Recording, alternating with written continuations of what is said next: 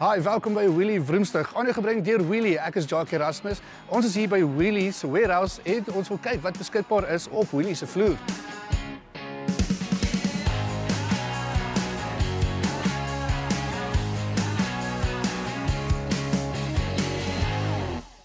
Welkom terug by Wheelie Vroomstig. Vandag kyk ons na die 2014 Subaru Impreza WRX Premium. Die kar wat klink soos 'n tornado in 'n kookblik en ry soos jou swaar wat na sy derde dop op 'n grondpad. Die WRX lyk nie net kwaad nie, hy lyk of hy al klaar met jou beklei het en gewen het. Die bakwerk het meer spiere as 'n boer op 'n plaasgym. En daai bonnet scoop sê vir jou sommer reguit, ja, ek eet jou polo vir ontbyt. Dis asof iemand vir 'n gewone Impreza gesê het, luister hier, jy gaan nou CrossFit doen. Die binnekant is vol knoppies en meters. Dis soos om in 'n Japaneese PlayStation te sit. Die sitplekke hou jou styf vas. Jy voel soos 'n wors in plastiek voordat dit op die braai gegooi word. En die klankstelsel, ek het snorkop opgesit teen 6000 reps per minuut. Dit klink dit soos kyk net op 'n stormaand. Onder die kap sit 'n 2.5 liter turbo boxer engine wat meer punch het as die tannie se brandewynterp. Daai turbo fluit harder as 'n petroljoggie by die Caltex. Wanneer jy trap, gaan hy van stil in die dorp na jaag soos 'n taxi in spitsverkeer binne sekondes. 0 tot 100, ja, dis daar, maar jy is so besig om te lag en te gil dat jy dit mis.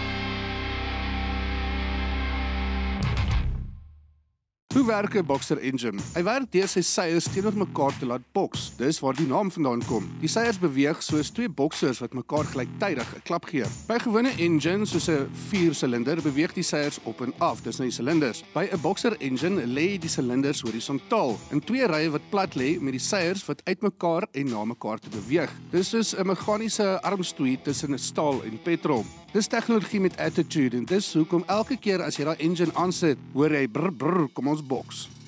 Nou hierdie ding klou aan die pad is soos om sakkie aan sy dop.